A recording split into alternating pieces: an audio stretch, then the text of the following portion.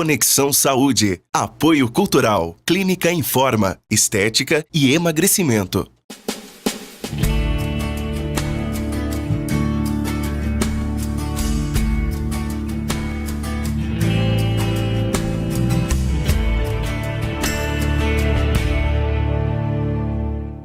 Bem-vindo ao Conexão Saúde, é uma alegria iniciar mais um programa pela TV Cultura Paulista. Nossa conversa hoje é com a professora doutora Ana Paula Faloni, mestre e doutora em histologia com pesquisas em biologia do tecido ósseo e traz hoje um assunto muito importante, os efeitos colaterais não conhecidos dos medicamentos para a osteoporose e tratamento para câncer de ossos.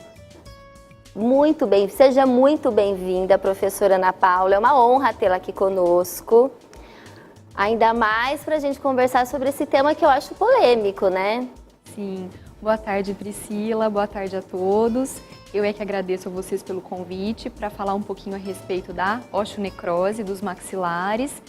É um tema pouco conhecido, mas um problema que precisa ser divulgado, né? Visto que grande parte da nossa população faz uso desses medicamentos, seja para tratamento ou para prevenção da osteoporose, ou mesmo pessoas que têm casos de doenças, outros tipos de doenças ósseas ou de câncer ósseo.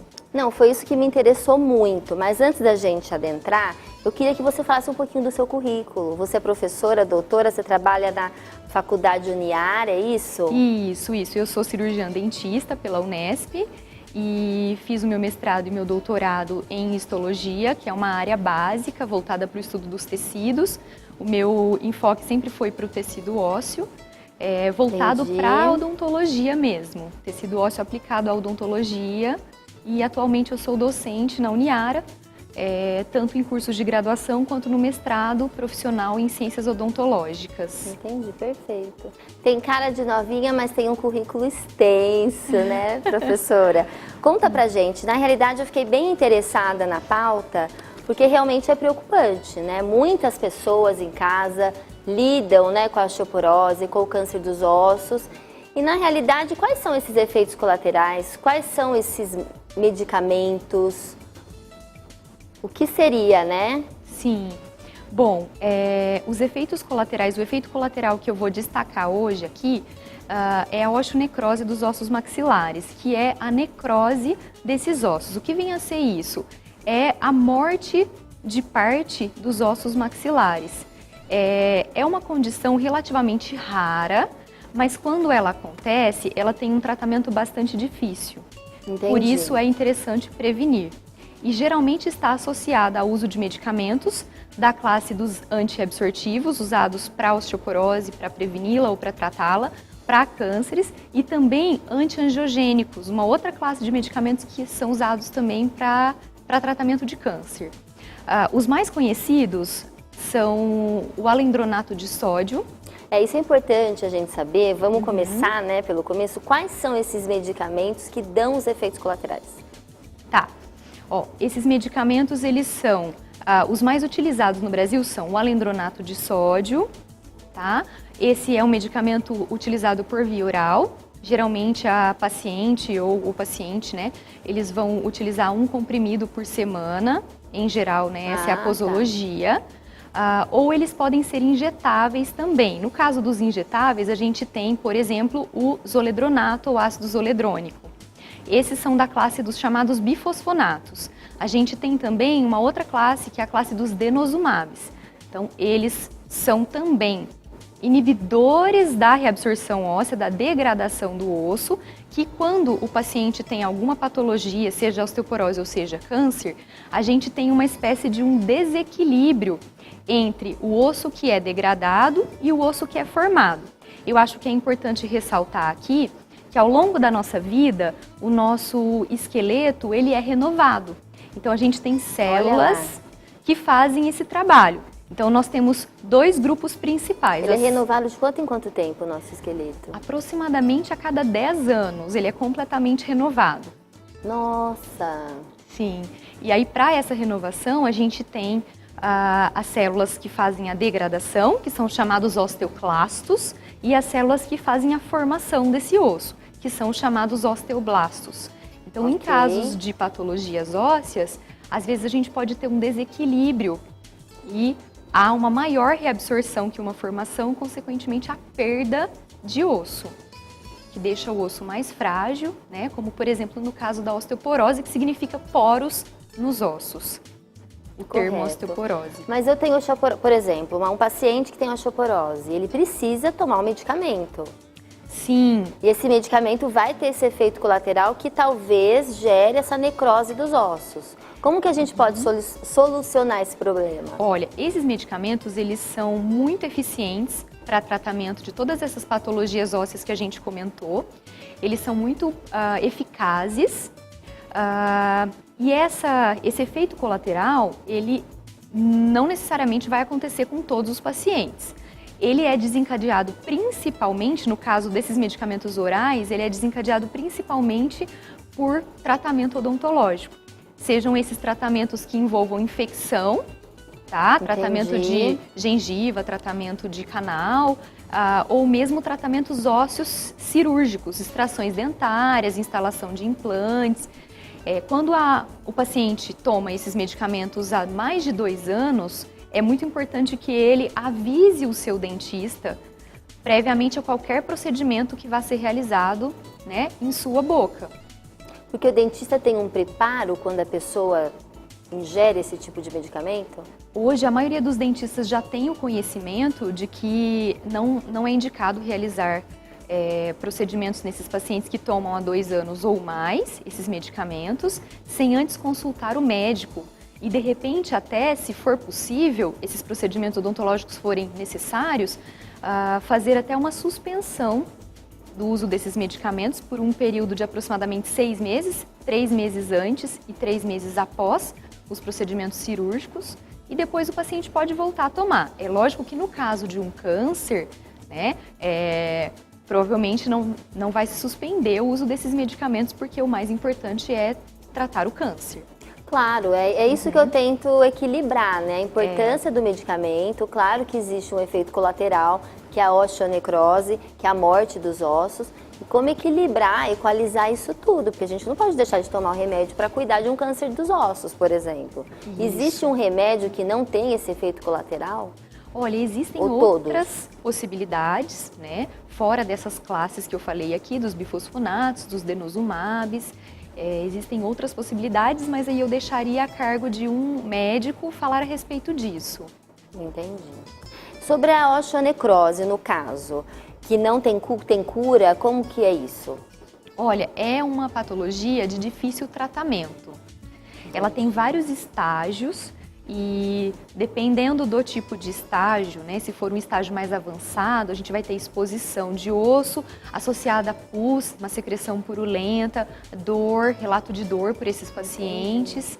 Então, como é difícil tratar, a gente tenta conscientizar a população, os médicos, os cirurgiões dentistas a respeito do problema para que a gente possa prevenir o problema. E a prevenção, como que é feita? A prevenção seria os médicos avisarem os seus pacientes, né, a respeito desse possível problema, desses efeitos colaterais, encaminharem, seria muito interessante. E é sabido pelos médicos? Alguns não, isso é novidade, só pra gente... Isso ainda é um assunto relativamente novo, relativamente novo. Os médicos, seria interessante que eles encaminhassem o paciente previamente a qualquer tipo de tratamento com esses medicamentos antirreabsortivos, né, que inibem a célula que faz a reabsorção, ou a sua formação ou a sua atividade. Seria interessante que eles encaminhassem o paciente para um dentista, fazer uma adequação da cavidade bucal desse paciente, seja fazendo as extrações que se fizerem necessárias, né, os tratamentos de canal, por exemplo, de gengiva, todos esses tratamentos para depois iniciar a terapia com os antirreabsortivos. Mas a osteonecrose, a morte dos ossos, não acontece só no maxilar, só na parte bucal. Tem também no quadril, nos ombros, nos joelhos. Sim. Mas a incidência maior é no maxilar, é isso? Sim. Até hoje não se sabe exatamente por que essa preferência, né, dessa patologia pelos ossos maxilares. Existem várias hipóteses para tentar explicar, né? Uma delas seria a maior facilidade de exposição dos ossos maxilares à contaminação. Seria uma das possibilidades. O tamanho dessas regiões, né? A diminuição da vascularização provocada por esses medicamentos, afeta de uma forma maior, digamos assim, esses ossos maxilares, que são ossos de menor tamanho em comparação aos outros ossos do esqueleto. Então a gente realmente tem que tomar cuidado com os medicamentos que a gente ingere, com os efeitos colaterais, principalmente, né, os medicamentos de osteoporose e de câncer de osso, para a gente poder, né, se cuidar. E a gente tem algumas fotos que a gente separou para mostrar o que é a osteonecrose. Vamos lá. Vamos dar uma olhada nessas fotos? Aí o pessoal entende melhor. E a solução é a cirurgia? Nem sempre. Vai depender um pouco do estágio em que essa osteonecrose se encontra. Em muitos dos casos, vão ser prescritos antibióticos. Vai se optar por fazer um tratamento mais preventivo. Porque depois que evitar o osso o procedimento morre, cirúrgico, por exemplo, não tem muito o que fazer. Não tem. Não tem o que fazer, seria a remoção. Agora, o que vai determinar se vai ser necessário remover ou não é a extensão dessa morte. Entendi. Então vamos dar uma olhadinha nas fotos, começar a olhar algumas fotos, né? Vamos para a primeira, olha lá.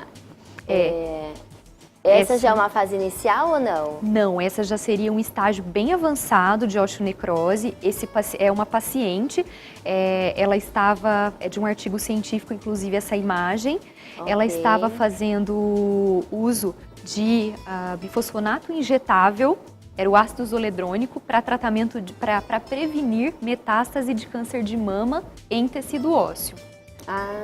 Tá? Então a gente vê aí uma exposição desse osso. E quando é câncer, com certeza a ingestão dos medicamentos é bem maior, né? É bem maior. Os medicamentos para câncer são injetáveis, eles têm uma potência maior e a frequência de utilização também é maior. Isso deixa o paciente mais suscetível, então... Muito mais. E isso pode acontecer de forma espontânea. Esses eventos, como a gente observou aí, no caso de tratamento de câncer, eles podem acontecer de forma espontânea. E o que aconteceu com essa paciente foi a remoção dos ossos, ou não? Olha, é bem complicado tratar isso aí, porque acaba abrangendo uma boa parte da maxila dela. Às vezes é necessário remover e quando se remove uma parte muito grande, você acaba mutilando esses pacientes.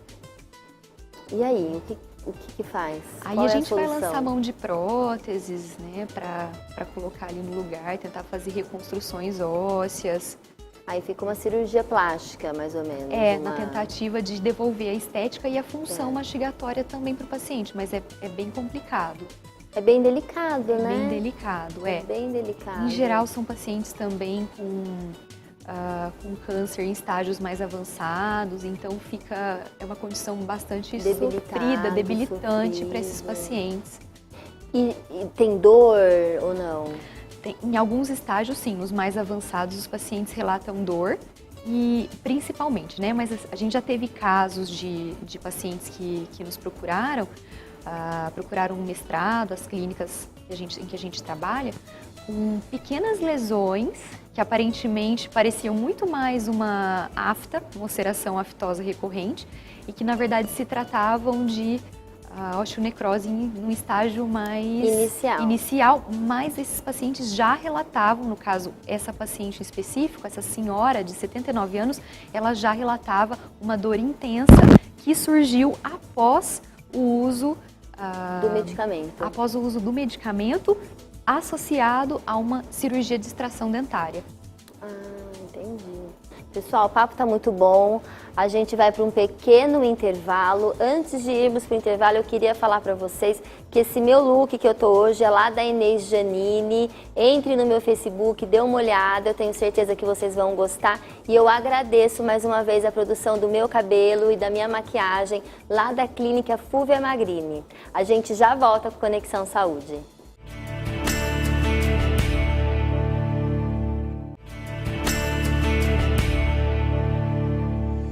De volta ao Conexão Saúde, hoje eu recebo aqui a professora Ana Paula Faloni, que a gente está com uma conversa muito boa sobre os medicamentos, né? Para quem tem osteoporose e câncer de ossos e sobre os efeitos colaterais, que a gente já entendeu que às vezes a gente acaba atrapalhando, morrendo, né? Tendo a osteonecrose, que é a morte dos ossos, na realidade, só para tentar deixar mais simples. E agora a gente vai estudar alguns casos, né, professora? Isso, vamos lá. Vamos exemplificar. Vamos exemplificar da melhor forma possível este caso. Este primeiro caso seria um estágio mais inicial, apesar de ter osso exposto, esse paciente ele não relatava dor, né? Mas esse osso exposto, sem a presença de gengiva, dos tecidos moles, ele mostra claramente que aí há um processo de necrose. Claro que isso vai se confirmar por meio dos exames microscópicos, né? Mas esse é um osso morto. Já dá para perceber a olho nu que é um osso morto? Dá para perceber que ele está exposto, que não tem mais tecidos moles e essas condições em geral elas estão associadas a um osso morto. Para a gente ter certeza que as células desse osso realmente morreram, é necessário fazer a análise microscópica. E a solução aí é cirurgia? Nesse caso, seria só provavelmente para remover esse osso exposto. Provavelmente. Entendi. Vamos lá para a segunda foto. Este segundo caso já seria um segundo estágio da osteonecrose, onde a gente vê, né, além das regiões de osso exposto, a gente vê também a secreção purulenta, pus, inflamação, a gengiva, os tecidos moles também estão bastante inflamados. Nessas situações, em geral, os pacientes vão relatar bastante incômodo, isso eu já ia perguntar. Com dor. certeza, nesse caso já tem dor, né? Nesse caso, com certeza haverá dor. Às vezes, até em estágios mais simples do que o que a gente viu anteriormente, o paciente pode apresentar dor. Este paciente tem em torno de quantos anos? Olha, esse é um caso de um artigo científico. Agora eu não vou lembrar certinho, mas era um paciente que fazia uso dos bifosfonatos para câncer, para tratamento de câncer ósseo, sim, neste caso. Entendido. Vamos lá para a terceira foto. Essa paciente, eu me lembro, essa paciente é uma paciente de 40 anos, né? Olha lá, que nova, teve, né? Bem nova, nossa, ela teve câncer de mama e preventivamente ela estava fazendo uso de bifosfonato também, do ácido zoledrônico, né, para evitar metástases do câncer de mama nos ossos. E teve como efeito colateral essa osteonecrose aí associada também com pus, né, secreção purulenta e um relato de dor intensa. Dor intensa. Essa osteonecrose, ela já é avançada? Essa é bastante avançada. Essa já seria um estágio bem avançado em termos de gravidade, né, do problema. E acontece de acontecer em todo o maxilar ou começa em partes? Em geral, começa em alguma região. Sim. Só que parece que com o tempo, essa condição ela pode ir, vou usar uma palavra mais simples, parece que se alastrando para o restante dos ossos. No caso, por exemplo, de maxila ou mandíbula, quando essa condição fica muito grave, como a gente comentou no bloco anterior, às vezes faz-se necessário uma remoção de metade da mandíbula, metade da maxila, né, o que acaba mutilando bastante o paciente. Não deve ser fácil também trabalhar com esse tipo de problema com os pacientes, né? Tem todo o lado psicológico, né, professora? Tem. Tanto é que, geralmente, esses casos, eles são tratados por cirurgiões dentistas que são cirurgiões bucomaxilofaciais, que têm, né, toda uma especialidade, uma formação para trabalhar com regiões de face. E eles que acabam atendendo esses pacientes, e sempre em um hospital onde você tem tratamento de câncer, tem a equipe multidisciplinar, e dentre os profissionais tem o cirurgião dentista para atuar com esses pacientes. Perfeito, entendi. Vamos para a próxima foto, então. Olha lá. Esse aí seria uma situação de agravamento da condição anterior. É a mesma paciente. O quadro dela foi evoluindo e aí tem ainda mais osso necrótico exposto. Tá? A osteonecrose ela é definida como uma exposição de osso. Foi evoluindo? Ela foi piorando. Tudo bem, foi piorando, mas ela já tinha detectado antes numa região.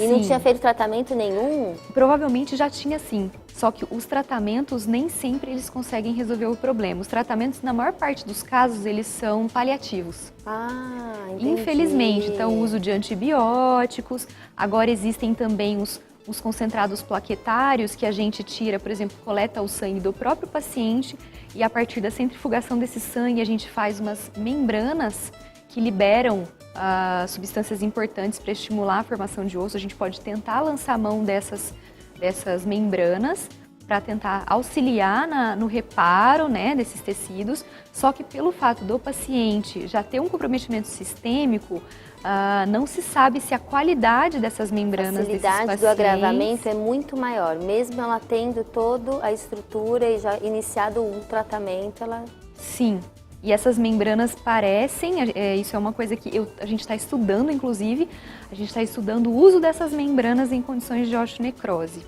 mas em animais, porque para testar realmente se elas funcionariam, para tentar ajudar no tratamento da osteonecrose, mas... E no caso dessa foto que a gente acabou de ver, que piorou dessa paciente, o que foi feito? Dessa paciente, olha, no artigo, eles não relatam o que foi feito.